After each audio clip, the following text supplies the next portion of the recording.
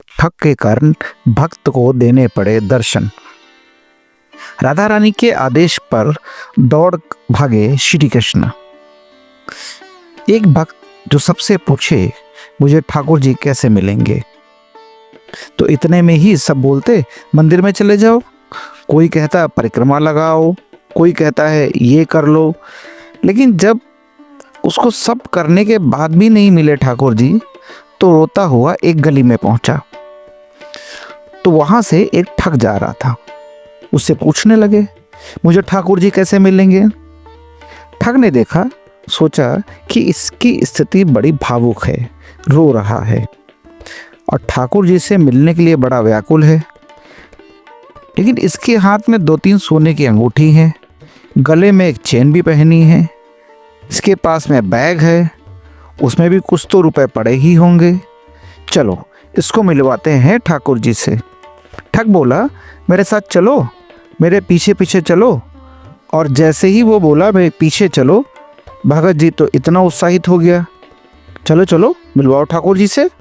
और ठग उन्हें जमुना जी के ले गया। जमुना जी के पास जाकर बोले अब सारे वस्त्र उतार दो, अपने झोला रख दो नीचे। भगत जी ने वस्त्र उतार दिए। तुरंत बोले कैसे मिलेंगे ठाकुर जी। अब ठग बोले जितना पहना है सोना चांदी सब उतार दो। भगत जी ने सब उतार दिया। ठग बोले बस एक वस्त्र में रहो और जाओ कंठ भर जमुना जी में खड़े हो जाओ। भगत जी तुरंत चला गया। अब उसको कहाँ ठंड लगती है, उसको गर्मी लगती है। जिसको ठाकुर जी से मिलने की इच्छा हो उसको फिर बाह्य व्यवहार कहाँ महसूस होता है। फिर जिसको प्रेम हो गया हो, न तो उसको भूख लगती है, न प्यास लगती है, न नींद लगती है, न ठंड लगती है, न गर्मी लगती है, और उसको कुछ नहीं लगता। प्रेम अद्भुत वस्तु है। हम आप सब लोगों को जो होता है वो आकर्षण है। हम आप सब लोगों को जो होता है वो संसारी और केवल मोह है। बहुत 0.1% किसी जीव को प्रेम होता है। हमारा आपका प्रेम स्वच्छ नहीं है। लेकिन जिसको ठाकुर जी से प्रेम हो जाता है, कोई चीज़ उसको बाधित नहीं करती। अपने प्रियतम को अगर देखना है तो कितनी भी ठंड पड़ रही हो वो ठंड में जम जाएगा। अपने प्रीतम के लिए भूखा रहना है तो रह लेगा। वैसे ही भगत जी चला गया, जमुना जी में खड़ा हो गया कंठ भर जल में। और ठग बोले नेत्र बंद कर लो। और नेत्र बंद करके श्री राधा ऐसे पुकारते रहो। जब तक मैं कहूँ नहीं तब तक आंख मत खोलना। जैसे ही ठाकुर जी सामने आएंगे मैं बोलूँगा कि आंख खोलो तभी खोलना। अब तुरंत भगत जी आंख बंद करके खड़ा हो गया। ठंड पड़ रही थी, कंठ भर जमुना जल में खड़ा है। श्री राधा श्री राधा श्री राधा श्री राधा जपता जा रहा। ठग ने सारे कपड़े उठाए, झोला उठाया, अंगूठी सब उसकी लेके भाग गया। अब वो बेचारा खड़ा है जमुना जी में। इतने में निकुंज में विराजमान श्री किशोरी जी ठाकुर जी के पास गई। बोले श्याम सुंदर देखो तो, एक वैष्णव कितनी ठंड में जमुना जल में खड़ा होकर मुझे पुकार रहा है। ठाकुर जी बोले तो क्या इसको दर्शन देना है। ठाकुर जी बोले इसने कोई ऐसा पुण्य तो किया नहीं है, ऐसा कोई भजन साधक तो है नहीं। श्री किशोरी जी बोले आप वो करिए जो हम कह रहे हैं, इसको दर्शन देकर आओ। देखो कितना बेचारा परेशान हो रहा है। ठाकुर जी बोले ठीक है जाता हूँ। इतने में ठाकुर जी प्रकट हो गए और त्रिभंग ललित स्वरूप धारण करके जैसे ही ठाकुर जी प्रकट हुए, वंशीनाद करने लगे। वेणु की ध्वनि जैसी भगत जी के कानों में पड़ी तो वो जोर से बोला श्री राधा, अरे श्री भैया ये बंसी कौन बजा रहा है। श्री राधा श्री राधा श्री राधा, और ये चंदन की सुगंधी कहाँ से आ रही है। श्री राधा ये अद्भुत तेज कैसा जो मेरे मुंह पर क्यों पड़ रहा है। अरे भैया ये कौन है। सामने ठाकुर जी बोले किसको तुम ध्यान कर रहे हो, जिससे तुम मिलना चाहते हो। अरे सब जगह जाकर कहते हो श्याम सुंदर से मिला दो, हम तुम्हारे सामने खड़े हैं, चलो नेत्र खोलो। वो बोला आपके बगल में मेरे गुरुजी खड़े हैं, उनसे बुलवाओ। वो अगर बोलेंगे नेत्र खोलो तो ही खोलूंगा। ठाकुर जी आप आ गए, बहुत अच्छा किया आपने अपने वचन का निर्वहन किया। पर आपके बगल में मेरे गुरु जी खड़े हैं, वही मुझे लेकर आए थे। उन्होंने ही कहा था जमुना जी में खड़े हो जाओ, राधा राधा जपो। गुरु जी कहाँ गए मेरे? ठाकुर जी बोले कि यहाँ कोई गुरु नहीं है। भगत बोला अरे मेरे गुरु जी वही होंगे, वही मुझे गली में मिले थे, वही मुझे लेकर आए थे। ठाकुर जी बोले वो कोई गुरु नहीं है, ठग है, एक नंबर का ठग। तो जो भगत जी खड़ा था जमुना नदी में बोला सुनो, मुझे पता है आप ठाकुर जी नहीं हो, क्योंकि मेरे गुरु की निंदा कर रहे हो। चले जाओ यहाँ से, आप ठाकुर जी नहीं हो सकते। जिन गुरुजी ने मुझे आपसे मिलवाया, आपको मेरे सामने भेजा भी, उन्हीं गुरुजी की आप निंदा कर रहे हो। मुझे आपको नहीं देखना। ठाकुर जी बोले बड़ा पागल है, हमको क्या जम जाए सर्दी में। ठाकुर जी वापस चले गए। श्री जी बोली दया दर्शन। ठाकुर जी बोले अरे श्री जी कैसे पागलों के पास भेज देती हो आप? मैं 20 मिनट से वहाँ खड़ा था, उसको बोल रहा था नेत्र खोलकर दर्शन कर लो। मेरे से कह रहा बगल में गुरु जी होंगे, उनसे कहला दो कि मैं असली ठाकुर जी हूँ। उसका गुरु वो ठग है, एक नंबर का, चोरी करता है, ब्रजवासियों की चोरी करता है। उसको तो किसी दिन बताऊंगा मैं। उसको गुरु माने बैठा है। इनको इतनी बुद्धि नहीं है किसको गुरु मानना चाहिए, किसको नहीं मानना चाहिए। उसकी बात मान के बैठा है। श्री जी बोली आपका तो उसको दर्शन दे के आओ, नहीं तो हम नाराज हो जाएंगे। उसको दर्शन दो। ठाकुर जी बोले अरे वो गुरु की आज्ञा मानेगा। श्री जी बोली तो गुरु को खोजो, पहले गुरु से बुलवाओ कि आँख खोल दर्शन दे के आओ। ठाकुर जी बोले हे श्यामा जी आप कितनी भोली हो, कितनी सीधी हो। बताओ उस ठग ने जीवन में कुछ अच्छा नहीं किया, उसको मेरे दर्शन करवा दो। ठाकुर श्री जी बोली आप ये विचार क्यों करते हो कि किसी के पास योग्यता होगी तो ही दर्शन दोगे? अयोग्यों को दर्शन नहीं दे सकते। हमारे ब्रज में एक कथा बताते हैं कि जन्माष्टमी पहले आती है राधाष्टमी से।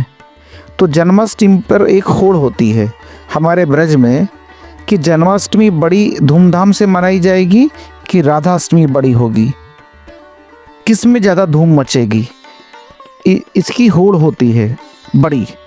और ये होड़ आज से नहीं चल रही, ये हमेशा से चल रही है। तो जब ठाकुर जी और श्री जी धराधाम पर लीला कर रहे थे, तब की एक ऐसी लीला है कि सारे ग्वाल बाल जो हैं ये प्रतिस्पर्धा की तैयारी करते हैं कि अरे ललिता आवेगी, विशाखा आवेगी, चंपकलता आवेगी, इंदुलेखा आवेगी, सभी आकर देखेंगी। और जैसे ही लाला कला की वैभव का दर्शन करेंगी, आँख खुली रह जाएंगी उनकी। और ये सब भी जब जाती हैं ना ठाकुर जी के जन्माष्टमी उत्सव में, तो जाकर देखती हैं इनने जैसो कियो ऐसे इनसे 21 ही करनी है राधाष्टमी की तैयारी। तो अब की बार मधुमंगल, श्रीदामा, तनसुखा, मनसुखा, धनसुखा बोले लाला अब की बार कछु ऐसो करो कि हमारो लाला दानवीर दिखाई दे, हमारे लाला खूब दानी है, ऐसो अनुभव हो। तो ठाकुर जी बोले का करेंगे? बोले लाला लड्डू बनवा। मैं बोले कितने लड्डू? बोले कोई गिनती नहीं, बनवा दे बस। और सबसे कहेंगे कि अपने अपने घर से पात्र लेकर आओ, जितना बड़ो पात्र होगो उतने लड्डू भर के देंगे। बरसाने वालों की आंखें खुलनी चाहिए, देखो हमारो लाला कितनो दानवीर। कोई इतनी बड़ी परात लेकर आवोगो तो बाहु भी भर के देंगे, और कोई छोटी कटोरी लेकर आवोगा तो बाहु भर के देंगे। जितनो बड़ो पात्र उतने लड्डू भर के देंगे। सब लोग इधर उधर देखो। श्री जी आई सब सखिन के साथ। तो जैसे ही श्री जी पहुंची तो सब सखा सिर उठा के खड़े, देखिए हमारे लाला के कैसो दानवीर है, हमारो लाला सब लोगों को लड्डू भर भर के दे रहे, जितने बड़े बड़े पात्र। अच्छा आप सबको ब्रज भाषा समझ में आ रही है? अब गोपी बोले हमारो लाला देखो आपने, जितने इतने बड़े बड़े पात्र सब लेकर आ रहे, सबन को भर भर के दे रहे। इतने में लालता बोली, कोई छोटो पात्र लेके आया रहे हो? तो मनसूखा बोले, भाई जितना बड़ा पात्र उतने लड्डू मिलेंगे, और तुम्हारी बस चले तो इतना बड़ा पात्र लेके आओ, लाला भर के ही देंगे, और तुम पे है ही इतना सा तो फिर तो 4 लड्डू ही दें। ललिता विशाखा बोली, राधा अष्टमी पर बरसाने अब तो दिखाएंगे हम। तो सबरे सखा बोले, ऐसो का करेंगे, ये तो बरसाने में का कियो, सब जगह हल्ला मचवा दियो, कोई पात्र लेकर के मत खाली हाथों। ते सुन करके सब सखा बोले, बताओ पात्रन की मना कर दें तो खवा देंगे, ये सब खाली हाथ जा रहे। तो का देखो कि मुख्य द्वार पर ललिता विशाखा खड़ी है, और जितने लोग आ रहे सबन को बड़े बड़े पात्र पकड़ा रही, कोई भी छोटा पात्र नहीं, सबको बड़े बड़े पात्र दे रही। अब जाओ श्री जी के पास, और श्री जी पात्र को भर भर के दे रही। जैसे ही मधुमंगल श्री धाम में सवेरे पहुंचे, अरे तुम्हारे लाला तो बड़ो पात्र होगो तो ज्यादा दोगो, छोटो होगो तो कम दोगो, हमारी श्री तो पात्र भी खुद देती हैं, फिर वह भर के और दें। ये हमारी लाडली जी हैं, ये हमारी किशोरी जी हैं, इतनों सो मोह रहेगो ग्वाल बालन को। लाला तू एक काम कर। बोले का? तू अपनो जन्मदिन बाद में कर, हम कछु भी करें, बात 21 ही कर ला। 1 महीने बाद आता है श्री जी का जन्मदिन। ठाकुर जी बोले, अब मैं का दोबारा जन्म लेके आए 1 महीना बाद? बोले का बतावे, कितनों कछु कर लो, हम तो उनसे 21 ही ना कर पावे। हर बार तो हमारी श्री जी कैसी हैं? अब इसके आध्यात्मिक अर्थ क्या है कि हमारे ठाकुर जी तो ऐसे भैया तुम्हारी पात्रता जितनी है उतनी कृपा करेंगे, पर हमारी श्री जी कैसी हैं? बोले पात्र भी स्वयं बनाती हैं और फिर कृपा भी करती हैं। ऐसी हमारी लाडली श्री जी, ऐसे हमारी किशोरी जी। तो श्री राधा रानी बोली, जाओ पहले उस ठग को खोजो और उसको लेकर जमुना जी पर जाओ, बातें किबाओ कि लाला आँख खोल, और अब आँख खोल तो या दर्शन दे के फिर आओ। ठाकुर जी बोले, जा रहा हूँ। ठाकुर जी गए, अब ठग को खोज रहे हैं वृंदावन में, कहाँ है वो ठग। इतने में वो कहीं मिल गया। तो ठाकुर जी जैसे ही पहुंचे, ठग आंख पे हाथ धरे, बोले, अरे भैया इतनी जोर से रोशनी कहाँ से आ रही, कौन आया? इतने में श्री राधा रमणलाल प्रकट हो गए उसके सामने।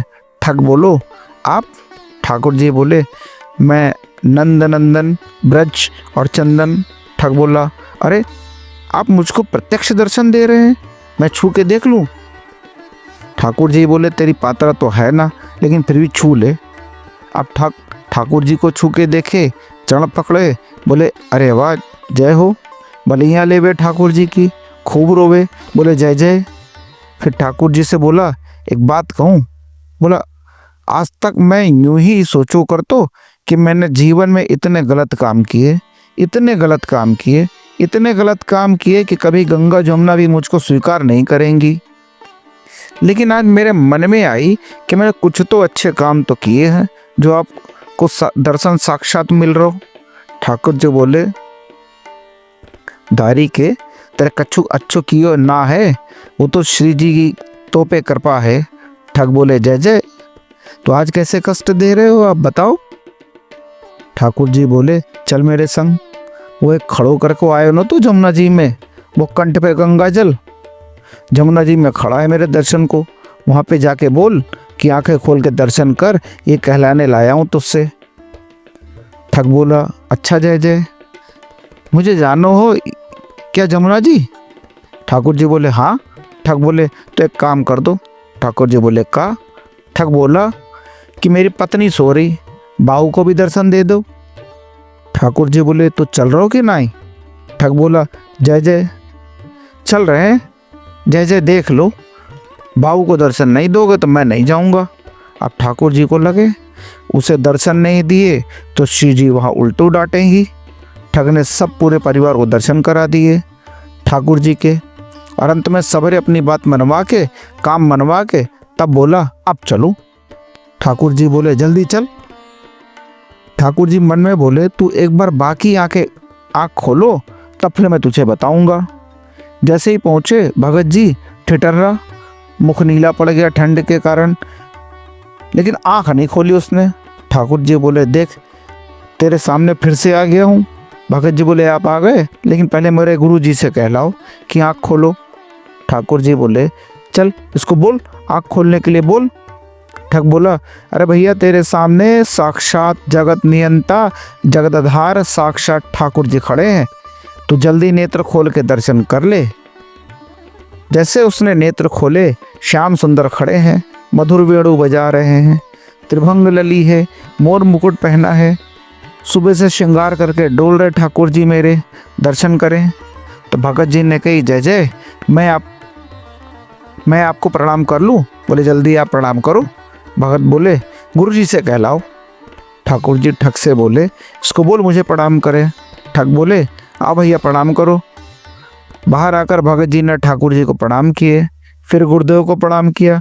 ठाकुर जी उस पर इतने रीझ गए, बोले ये गुरु नहीं है, ये महाठग है, ये महाचोर है, लेकिन इसने ये बोल दिया था कि मैं ठाकुर जी से मिलवाऊंगा, तो तेरे में इतना विश्वास आ गया कि इसकी बात को तू पत्थर की लकीर मान के चल रहा है। मैं तुझसे बहुत प्रसन्न हूँ। और ठाकुर जी ने उसको हृदय से लगाया। तो दूर खड़ा ठग रो रहा था। ठग बोला जय जय, आप इसको इतना प्रेम क्यों कर रहे हो? ठाकुर जी बोले है इतना प्रिय? ठग बोले बनाया तो मैंने, प्रेमी तो मैंने बनाया, मुझे भी हृदय से लगा लो। ठाकुर जी बोले तू भी आ, और पकड़ के दोनों को हृदय से लगाया और दोनों को निकुंज लीला में लेकर गए। वहाँ श्री जी ने कृपा कर दी, भगवत दर्शन। भैया सूरदास के इस पद को आप अन्यथा मत लीजिए। सूरदास जी स्पष्ट कहते हैं इस कलिकाल में और कोई साधन ही नहीं है, साधन और नहिया कली में जासो होत निवे, भरोसो दृढ़ चढ़न केरो, गुरु आज्ञा भले ही दीक्षा भी नहीं हुई हो। गुरु आज्ञा भले ही दीक्षा नहीं भी हुई हो, आपकी जिसकी आप कथा सुनते हो, जिसके आप वचन सुनते हो, जिसकी आप वाणी सुनते हो, उनको आप मन से गुरु मान लीजिए और बस उनकी कही गई बात का पालन कर लीजिए। आपको सत्य बता रहे हैं। इतने सामान्य सी बात भी आप एक आचार्य की मान लेते हैं ना, उसी से ही भगवत भाव प्रकट होने लगते हैं। चित्त में देखो इसके पीछे कॉन्सेप्ट क्या है कि अभी आप अपने स्वयं के स्वामी बने हुए हैं, इसीलिए आपकी जिम्मेदारी आपके ही हाथ में है। गलत करोगे तो भी आपको भोगना पड़ेगा, अच्छा करोगे तो भी आपको ही मिलेगा। सब कुछ आप अपने स्वामी बने हुए हो। लेकिन जैसे ही आप किसी के आश्रित होते हैं, जैसे आप किसी का आश्रय ग्रहण करते हैं, उसकी बात को मानना प्रारंभ करते हैं और वह व्यक्ति वैष्णव है, ठाकुर जी का भक्त है, तो फिर ठाकुर जी को चिंता होती है कि अरे बताओ ये इतनी दूर जर्मनी में रहता है, इतने व्यस्त क्रम में रहता है, और फिर ये मेरे एक वैष्णव की बातें मान रहे। अगर इसका कल्याण नहीं हुआ तो इस वैष्णव और मेरी इस कृपा और मेरा ये आश्रय है, इस पर अविश्वास हो जाएगा। इसीलिए उसकी बातें पूरी करनी चाहिए। तो इसीलिए जब आप किसी गुरु आश्रित हो जाते हैं तो ठाकुर जी को चिंता होती है कि भाई ये गुरु आज्ञा मानता है, अगर इसका कल्याण नहीं हुआ तो गुरु शिष्य परंपरा नष्ट हो जाएगी। इसलिए ठाकुर जी पर कृपा करते हैं। तो फिर चाहे सूरदास हो, कुंभनदास हो, रैदास हो, मीराबाई हो, सबको गुरु कृपा से भला होता है। जय श्री हरि।